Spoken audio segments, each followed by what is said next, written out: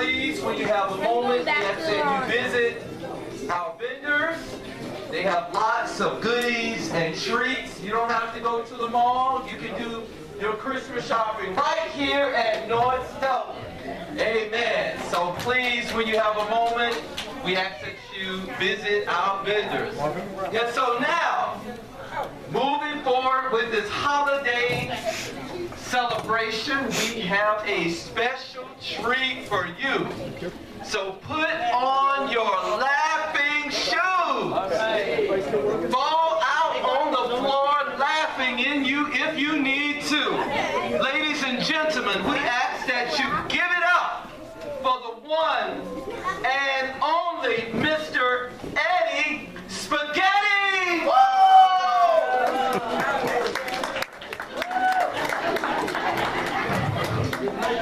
Hello, hello, hello. Thanks for coming, folks. Good to see you. Let's give another round of applause to yourself for showing up today.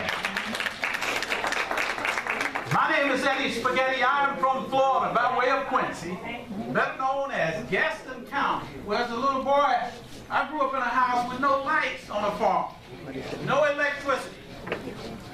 So when the storm blew in, we did have kerosene lamps and candles. So when the storm blew in, it blew that stuff out. Boom! And all of a sudden you hear a little kid yell, "Mom! Could you tell Jesus to stop cutting the lights on and off?" You hear Mom come back. "Now, honey, Jesus is trying to help you see the light." Now, my dad always had this thing about Daniel in the lion's den. Everybody know that story about Daniel in the lion's den? Yeah. Okay. My dad came up and he said one day to me, he said, "Son, see now, before they threw Daniel in the den, they had a pre-omp. You know what that means? That they had a group that they experimented before they threw him in there. Okay? So they came up and these three guys were looking, so they just threw him in the lion's den to get him ready for it. And all of a sudden, nothing happened, you know. The guys were sitting there, they were scared. What happened, man? And then all of a sudden, the lions came up right up to them, and they kneeled down, and they said, the lions started to pray. Like this. And the guy looked at the other one, and he said, "Man, I don't know what they're doing. I hope they hurry up." The guy said, and the lion said, "Shh, we'll send the grace." That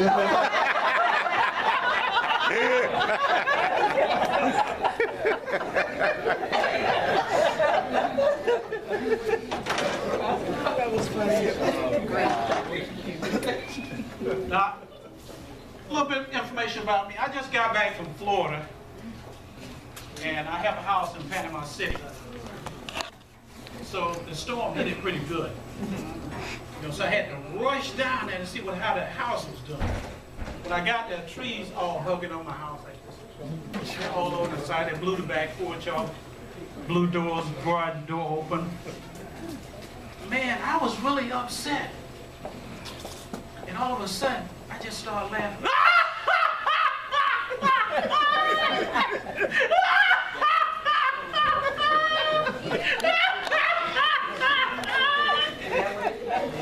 And my wife looked at me and said, "What the hell is wrong with you?"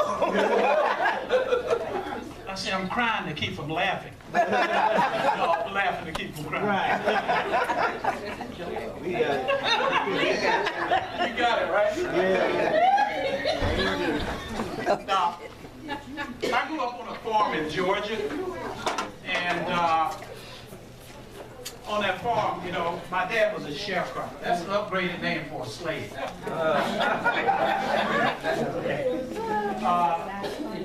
But we had, you know, we lived on a fixed income. Everybody know what that is? Okay. Whatever the landowner decided to pay my father, he fixed it. Okay. So my mom had to stretch it until the next payday, right? So she would feed us like chicken butt, possum butt, rabbit butt, cow butt, horse butt. Mom was great at making ends meet.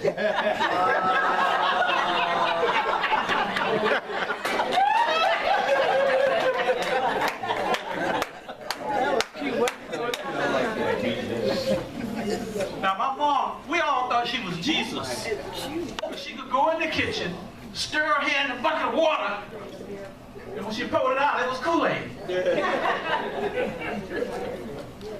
Now, Mom was great at making stuff from scratch. Scratch, right? So you'll see Mom over in the corner over there, she'd be like,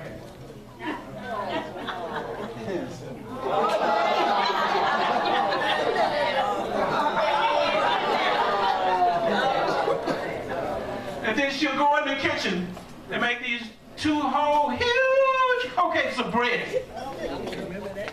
And then she'll cook 2 cross-eyed big mullet fish. And she'll go out and feed the whole damn neighborhood. All 19 members of her immediate family. Now, Mom was great at stretching a dollar bill. Mom was great at that. By the time she pulled it out of her bra, it was a $5 bill. Now, Mom had like a drive-through window in her bra. She could reach her hand in one side, boom, boom, pull it out, and there was a hand she could have, change in one end and dollars in the other. Now, I went to the, I used to go to Mom to pay a bill, and I watched her pull so many knots out of her bra until after that I started calling them Fort Knots.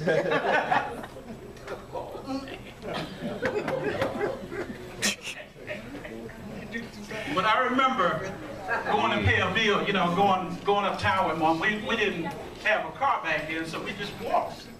So she got held up by this bum. He had to be the cheapest bum on the planet. He held up with a butter knife. He had to be the only black Jew in my neighborhood. Okay? And he asked her, he knew exactly where she kept the money at. He said, give me all the money. So she reached down, boom, pulled out the knots and gave them to him. So she reached down, he said, come on, give me the last one. He reached down and gave it way down. Boom! He came up, boom! Surprise, surprise, surprise. It was a monkey wrench. Bam! Hit that boy right between the eyes. That boy quickly learned to never monkey around with my mom again. You know, one thing I learned from my mom is that this.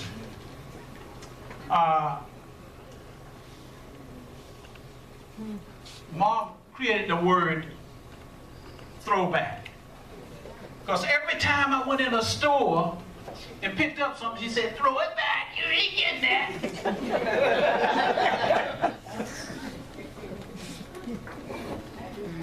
And Mom, we had so many salesmen coming to the house. Anybody remember those salesmen used to come around to your house and they'd come in a car with all this junk thrown in there? And so they would come to the house. So the first 3 words I learned as a little kid about this tall, the first 3 words I learned was, she ain't home.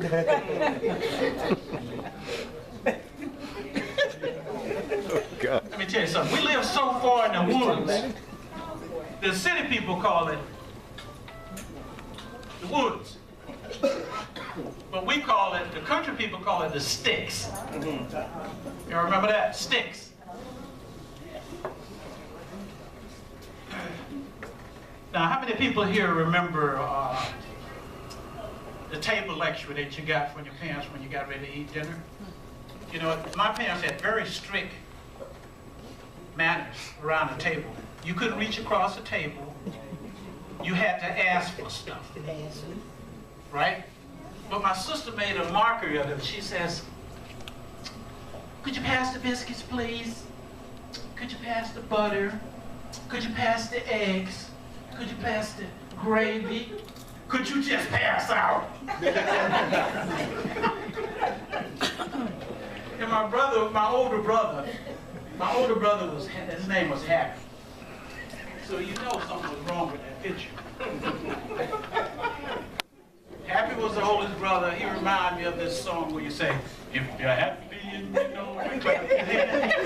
If you're happy and you know it, and you really want to show it, clap your hands.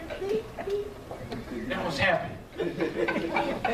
So Happy decided to reach across the table. And Mom came across his hand with this big giant oak wooden spoon. Bam! She broke his wrist. And the table divided like the Red Sea. And everybody grabbed their plate like it was life preservers and held on for dear life.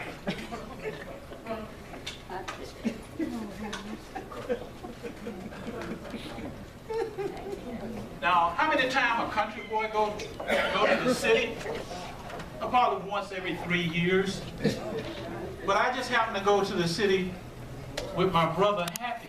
Wrong move. We got to the city, and you know, I had never seen a cheese bus before. So this cheese bus pulled up on the side. I live so far in the country, never seen a cheese bus. Just pull up, and somebody got out of the cheese bus.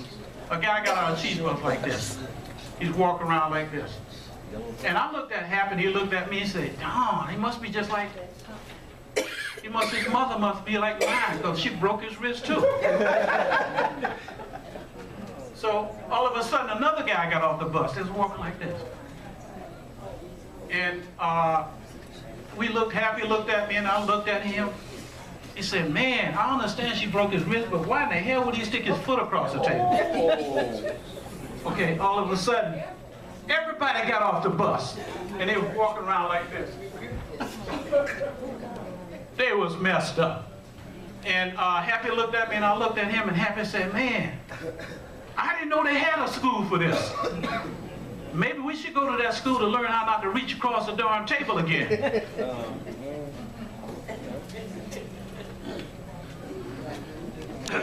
Anybody ever go shopping with your parents back when you was kids? Okay, I went shopping with my mom. And when you go shopping with your mom, she explains certain things to you before you go, right? So me and Happy